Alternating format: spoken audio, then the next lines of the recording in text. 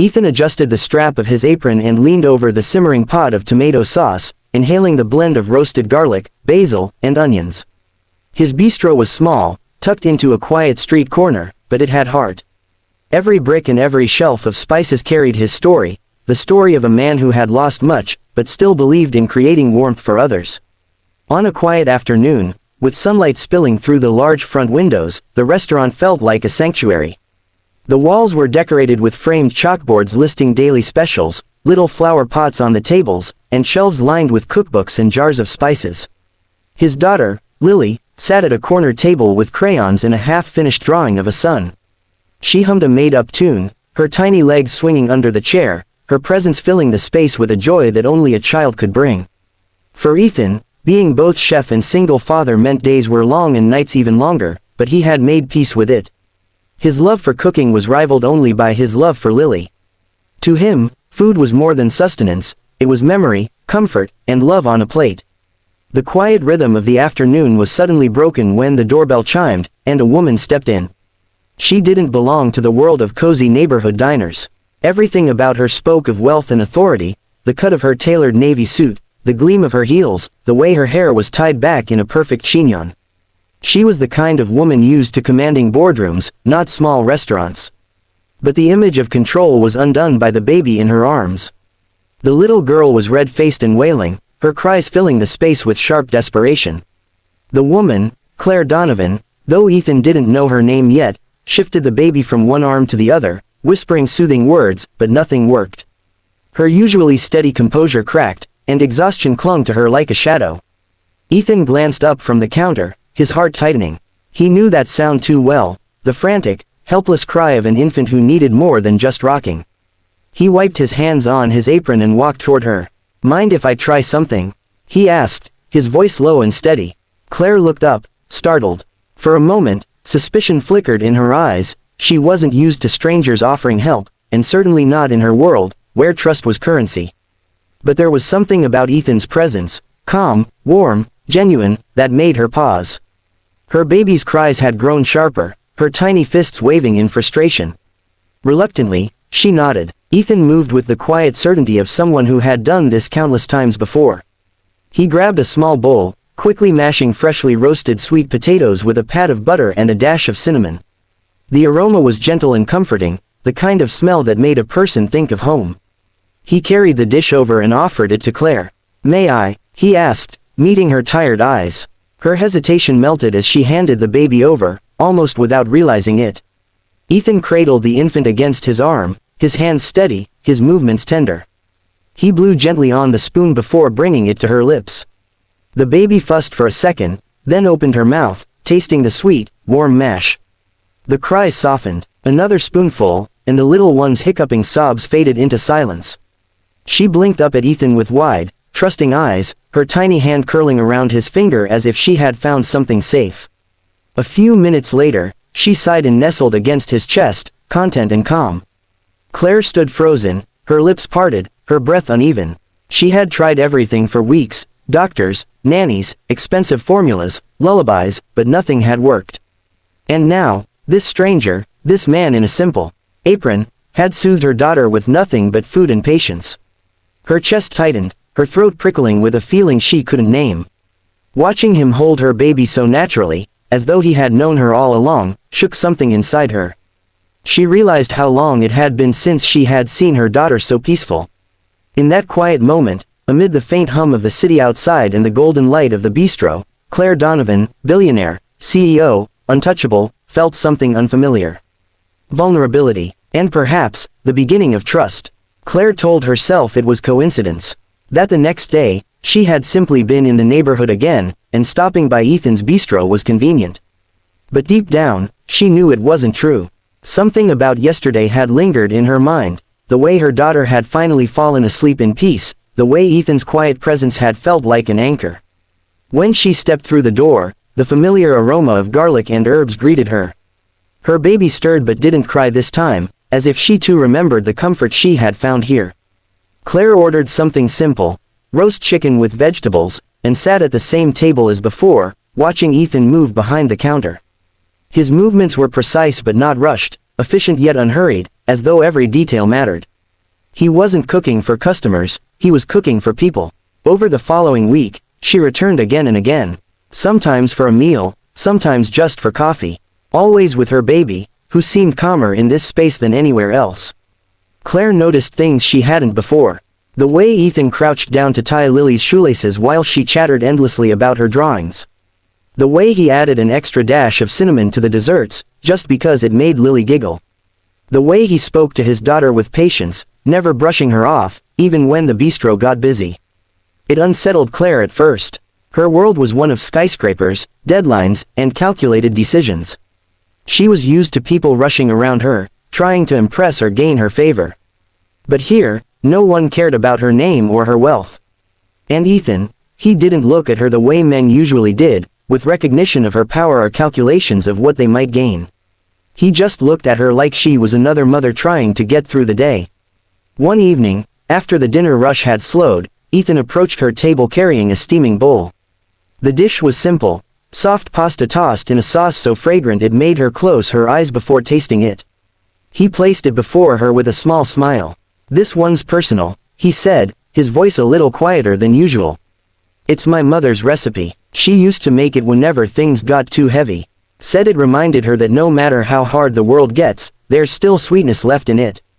Claire hesitated, her spoon hovering above the bowl. Something in his words tugged at her.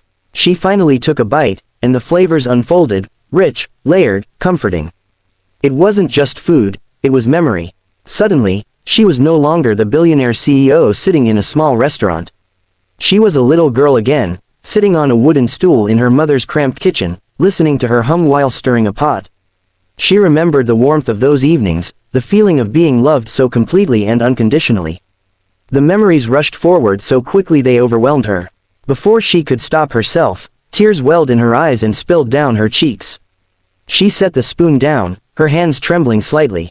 Ethan didn't say anything. He didn't ask why she was crying or offer empty reassurances. Instead, he quietly placed a napkin within her reach and gave her a gentle nod, as if to say he understood without needing an explanation. That silence, so respectful, so steady, broke something inside her. She had been surrounded by people her whole life, assistants, lawyers, board members, investors. Yet in her loneliest moments, she had always felt unseen. But here, in this humble little bistro, she felt understood. Her daughter, now fed and drowsy, gurgled happily beside her. Lily, Ethan's little girl, slid into the seat across from her and proudly showed her a crayon drawing of a big house with flowers. "This is our dream home," Lily explained brightly. "Daddy says one day we'll have one with a garden." Claire laughed softly through her tears, touched by the child's innocence. Something inside her shifted, something she couldn't name but could feel deeply. This place, this man, this tiny family, they were unraveling the steel walls she had built around her heart. When she left that evening, her driver opened the car door as usual, but Claire lingered for a moment, glancing back at the glowing windows of the bistro. She wasn't sure why she came back every day, but she knew she would return again tomorrow. Because it wasn't just about food anymore. It was about the way she felt when she was here, like she was no longer a woman carrying the weight of the world, but simply a mother, simply human. By the end of the month, Claire was no longer just a visitor. Her baby, Emma, had become a regular fixture at the bistro, always gurgling happily in her stroller or in Claire's arms. And Claire herself had settled into the rhythm of the place in ways she hadn't expected. It was never intentional, at least, that's what she told herself. Yet somehow, the quiet hours of the afternoon found her there, sipping coffee while working on her laptop, her eyes occasionally drifting up to watch Ethan flip pans with practiced grace. Her phone still buzzed with calls from assistants, investors, and board members, but the bistro seemed to soften the edges of her sharp, relentless world. More than once, she caught herself staring at Ethan. Not because he was handsome, though he was in a grounded, unpolished way, but because of the way he carried himself. He moved with patience. He listened when people spoke. He smiled easily at his daughter and his customers, and there was no artifice in him. Her own life had been a fortress of control. Since inheriting her father's company, she had fought tooth and nail to prove herself. Billionaires weren't allowed to falter, especially not women.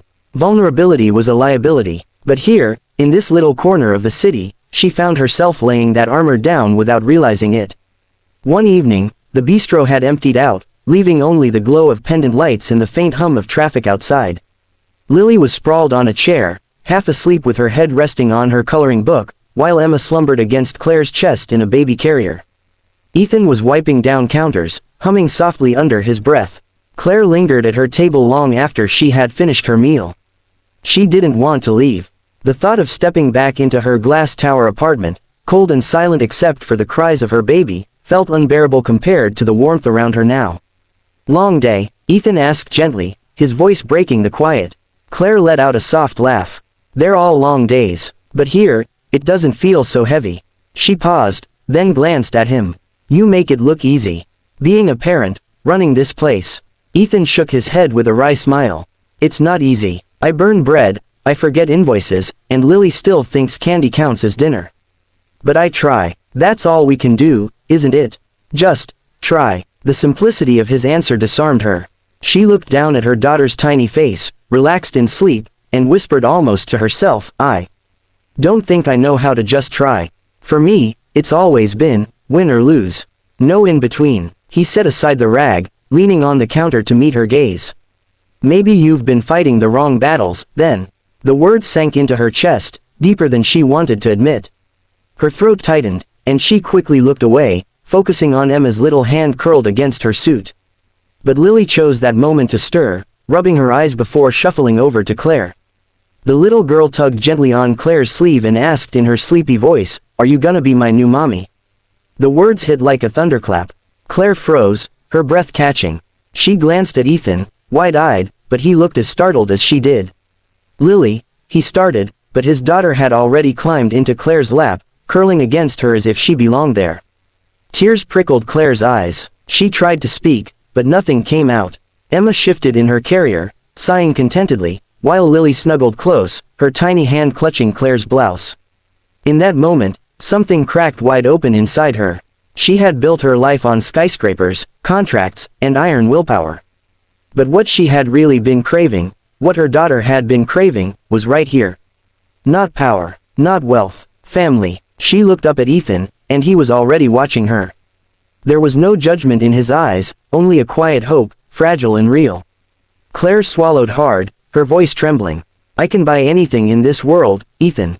Planes, companies, whole buildings. But what you gave me," she glanced down at her daughter and then at Lily. "This. Peace, love, the feeling of belonging. I can't buy that. I didn't even know I needed it until you showed me." Ethan walked closer, his footsteps soft against the floor. He rested a hand gently on Lily's back, his eyes never leaving Claire's. "Maybe you don't have to buy it. Maybe you just hold on to it." For a long moment, the three of them sat in that quiet bistro, the air thick with the unspoken promise of something new. Outside, the city roared on, but inside, time seemed to slow, wrapping them in warmth. Claire realized then that this was what home could feel like. Not walls of glass, not the silence of penthouses, but laughter, messy tables, the smell of garlic and cinnamon, and the weight of two children curled safely in her arms. And in Ethan's steady gaze, she saw the possibility of a future she hadn't dared to imagine, one not built on wealth or power, but on something far rarer. Love.